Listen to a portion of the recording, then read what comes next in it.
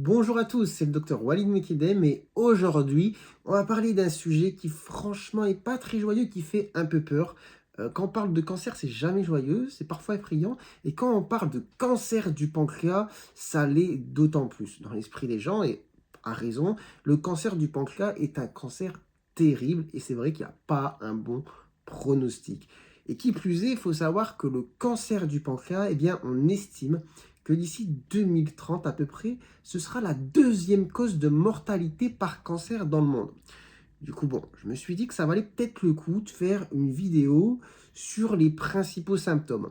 Cependant, le côté un petit peu négatif de cette vidéo, c'est que contrairement à d'autres vidéos sur le cancer, où je peux vous parler de symptômes qui sont vraiment très précoces et sur lesquels on peut agir justement de manière très précoce pour éviter une situation un peu plus dramatique. Comme par exemple, j'avais fait une vidéo sur les cancers de la bouche en montrant plein de photos de différentes lésions qu'on peut potentiellement enlever avant que ça dégénère. Malheureusement, le cancer du pancréas est un cancer qui est souvent diagnostiqué à un stade quand même avancé. À partir du moment où ça devient bruyant, ça fait des symptômes, on est quand même à un stade où ça a déjà bien évolué. Pourquoi? Eh bien, tout simplement, ça dépend de la localisation. Vous imaginez bien que quand je vous parlais du cancer de la bouche, il y a des choses qui sont visibles. Le cancer du pancréas, le pancréas en lui-même, c'est un organe qui est vraiment dans votre ventre, profond, quasiment sur le dos, et qui n'est pas comment dire, directement votre tube digestif, c'est-à-dire contrairement à votre intestin, votre estomac, votre œsophage, ou s'il se passe un petit quelque chose, on peut ressentir des symptômes. Le pancréas, lui, on ne le sent pas au quotidien, c'est-à-dire vous vous dites jamais, rarement, jamais non, à part si vous faites une pancréatite, mais vous ne dites pas oh, aujourd'hui j'ai eu mal au pancréas. Alors que des fois vous pouvez dire oh, j'ai l'intestin un petit peu gonflé ou j'ai l'estomac qui brûle. Le pancréas, malheureusement, on ne le sent pas trop et c'est vrai que quand les symptômes commencent à arriver, bon, c'est qu'il y a déjà quelque chose qui a bien poussé. Après, voilà, même si le pronostic n'est pas joyeux, ça reste quand même une maladie chez qui certaines personnes se font opérer justement précocement, suivent les traitements qui vont avec et arrivent à s'en sortir. D'accord? On n'est pas non plus sur un cancer où tout le monde décède du cancer et encore heureux, même si ça reste un cancer avec un pronostic sombre. Il y a des personnes qui sont pris rapidement en charge et qui voilà, arrivent tout de même à s'en sortir. Et je pense que c'est important voilà, de penser à ça et de se dire que ça vaut le coup tout de même de parler des symptômes, même si ces symptômes ne sont pas des symptômes forcément très précoces de la maladie. Voilà, ça reste quand même un cancer à connaître. Comme je vous l'ai dit, il va prendre de plus en plus d'importance dans les années à venir. Et du coup, ça vaut le coup de connaître un peu quelques symptômes. Avant de parler de symptômes, on va parler peut-être de facteurs de risque. Est-ce qu'il y a des facteurs de risque bien identifiés pour ce type de cancer? Alors, il y en a trois. Il y a le tabac, il y a le surpoids, l'obésité et il y a le diabète. Voilà, ça, c'est les trois grands facteurs bien documentés sur la maladie. Après, il y en a d'autres qui sont un petit peu discutés. Je ne vais pas faire le listing de ceux qui sont discutés. Ça ne servira à rien, mis à part vous faire stresser pour pas grand-chose. Bon, dans tous les cas, ça, ce sont les facteurs de risque identifiés. Et après, évidemment, comme toute maladie, au-delà des facteurs de risque, on connaîtra toujours des personnes qui développent une maladie en ayant, on va dire, une hygiène de vie irréprochable, en n'ayant pas de facteurs de risque bien identifiés. Voilà, c'est comme ça en médecine, dans la vie en général. Des fois, on fait attention et malgré tout, on tombe malade, mais ça reste important, je pense, de connaître les facteurs de risque qui, eux, sont bien décrits. Alors, du coup, on va faire un petit listing des grands symptômes de la maladie. Et on va commencer par un symptôme qui n'est pas spécifique du cancer du pancréas, mais qui va être retrouvé dans beaucoup de cancers et qui peut sonner un petit peu l'alarme. Pardon, j'ai du mal à parler. Donc, ce qu'on appelle l'altération de l'état général, à chaque fois, c'est un peu la règle des 3 A. Donc, A pour asthénie, anorexie, amaigrissement. Donc, asthénie, c'est la grande fatigue qui vous plie, qui vous casse en deux. Vous ne comprenez pas pourquoi, vous ne changez rien dans vos modes de vie. Et pourtant, vous êtes pris d'une fatigue terrible. Alors, ça, c'est l'asthénie. Amaigrissement, pas besoin d'expliquer. Donc, vous perdez du poids, pareil, sans rien changer à votre hygiène de vie. Et pourtant, vous fondez, mais de manière quand même assez impressionnante, jusqu'à parfois 10%, voire 15%. en général, les gens s'alarment quand même avant, mais 10 à 15% du poids, ça peut monter jusque-là. Mais en gros, voilà, une perte de poids inexpliquée, bon, qui varie en fonction des individus, mais dans les cancers, en général, on va retrouver ça. Et après, l'anorexie, donc perte d'appétit. Donc ça, c'est pas spécifique du cancer du pancréas, mais c'est quelque chose de retrouvé dans beaucoup de cancers, et je pense que bon, c'est bien de le rementionner.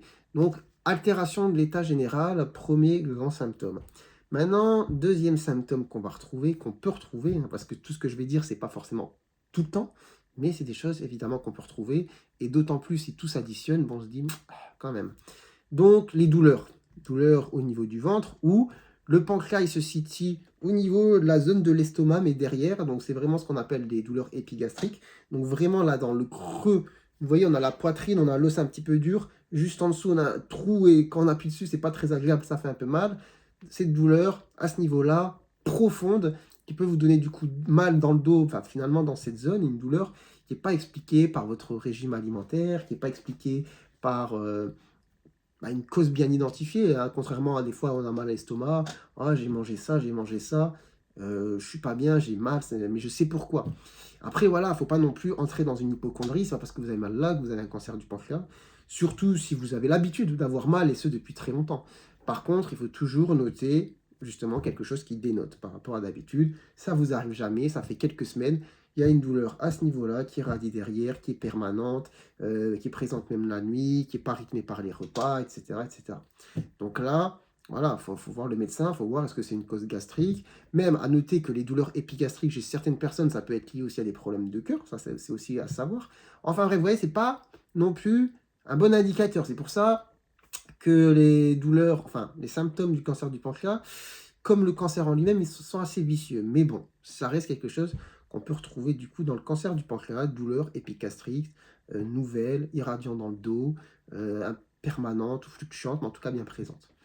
Voilà, on était donc sur le deuxième grand élément, les douleurs. Maintenant, troisième élément, lui, qui est quand même assez bruyant et qui se dit, oulala, ça sent pas bon, c'est la jaunisse. Donc, devenir jaune, que ce soit la peau, que ce soit au niveau des yeux, c'est pas forcément synonyme d'un cancer du pancréas. Ça peut être une hépatite, ça peut être un calcul qui se bouge dans les tuyaux du foie, du pancréas et qui bouche la tuyauterie. Donc ça peut être ce qu'on appelle aussi une angiocolite, etc. Voilà, mais ça reste un des éléments présents. Du coup, par expérience, si je peux vous raconter deux histoires, une dame qui vient dans mon cabinet une fois, enfin en consultation, toute jeune, une cinquantaine d'années, et je sais pas, le pif, je me suis dit, chez elle, cancer. ST cancer. Et à l'inverse, presque un an plus tard, je vois une dame qui revient de voyage et tout ça, elle toute jeune, et là, non, je me dis, ça sent pas le cancer. Et c'était une hépatite A. Donc, vous voyez, la jaunisse, c'est pas forcément du cancer. Mais des fois, le terrain, les autres symptômes qui s'associent, l'histoire, on se dit, voilà, ça sent pas bon. De toute façon, l'hépatite, c'est pas quelque chose de bien. Mais hépatite A comparé à un cancer du pancréas, c'est pas pareil. Donc, la jaunisse. Et pourquoi la jaunisse? En fait, le pancréas partage, on va dire, les mêmes tuyaux que le foie pour aller s'aboucher au niveau de l'intestin et aller envoyer des éléments qui vont permettre de digérer, dont la bilirubine, qui est fabriquée par le foie. Et du coup, si on bouche les tuyaux à cause de la tumeur au niveau du pancréas, ça bouche, on a une accumulation de bilirubine au niveau du foie, ça déborde, on va dire entre guillemets, dans le sang, et puis ça vous colore en jaune. Du coup, on va passer aux symptômes suivants qui découlent directement de ce que je viens de dire.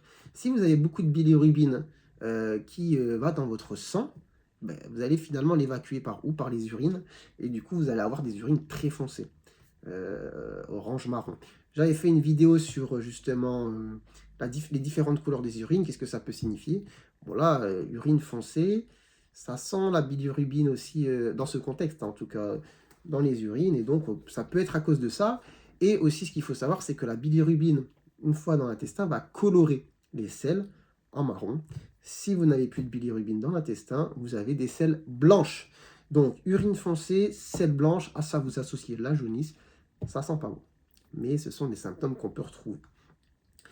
Ensuite, du coup, j'ai parlé de la jaunisse, des selles et des urines. De quoi je peux parler? On peut parler du diabète, donc c'est pas forcément aussi tout le temps, mais il faut savoir que le pancréas fabrique de l'insuline, Et du coup, si on a l'apparition d'un diabète, donc là, je ne vais pas faire paniquer tous ceux qui vont attraper le diabète, parce que si vous êtes en surpoids, que vous n'avez pas une bonne hygiène de vie, qu'en plus vous avez un peu de cholestérol, vous faites un peu de tension, que vous savez très bien que niveau hygiène de vie, ça va pas top, et qu'à partir de 50 ans, vous développez un diabète de type 2, bon, quand même une bonne chance que c'est un diabète typique de type 2 qui est venu avec le temps, d'accord? Maintenant, c'est vrai qu'on peut se poser la question, chez quelqu'un, cinquantaine d'années, parfaite hygiène de vie, aucun souci de santé, tout va bien, et bim, on découvre un diabète. C'est bizarre quand même. Donc, on peut se poser la question. Et après, à l'inverse, chez quelqu'un qui est déjà diabétique, très bien régulé, bizarrement, depuis un moment, on n'arrive plus du tout à gérer son diabète. Bon, voilà. L'idée, je sais que les vidéos comme ça, où on décrit des symptômes liés au cancer, ça peut rendre les gens un peu hypochondriaques.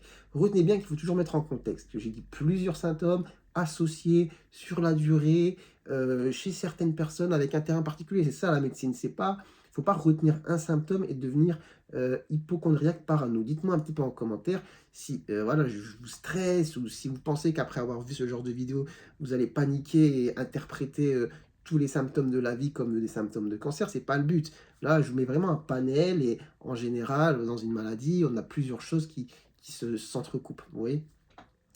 Donc, le diabète. Après aussi, autre symptôme qu'on peut retrouver, eh bien forcément, vous avez une grosse boule derrière le ventre qui appuie sur l'estomac.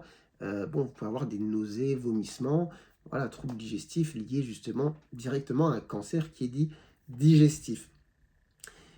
J'aimerais peut-être rajouter que durant la jaunisse, souvent quand on a la bilirubine qui va dans le sang, on a la peau qui démange, mais c'est associé en général du coup avec la jaunisse. Du coup, bah, je pense que ça sert pas forcément à quelque chose d'en rajouter. De toute façon, il n'y a pas grand-chose qui me vient en tête en plus. Mais voilà, donc je pense avoir dit l'essentiel. Donc ce sont des symptômes qui peuvent être évocateurs d'un cancer du pancréas. Et si c'est le cas, il faut consulter, faire les examens. Et puis après, voilà, en espérant évidemment que ça ne vous arrive pas.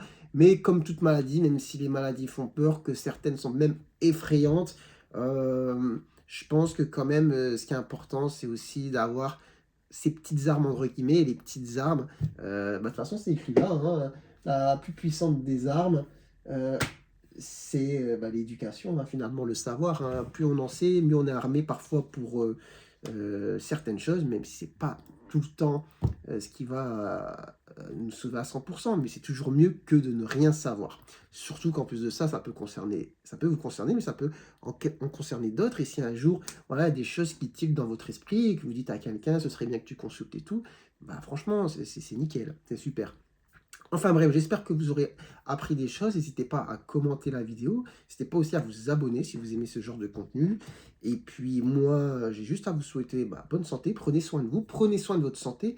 Et à très bientôt, je l'espère, pour de nouvelles vidéos. Allez, ciao, ciao.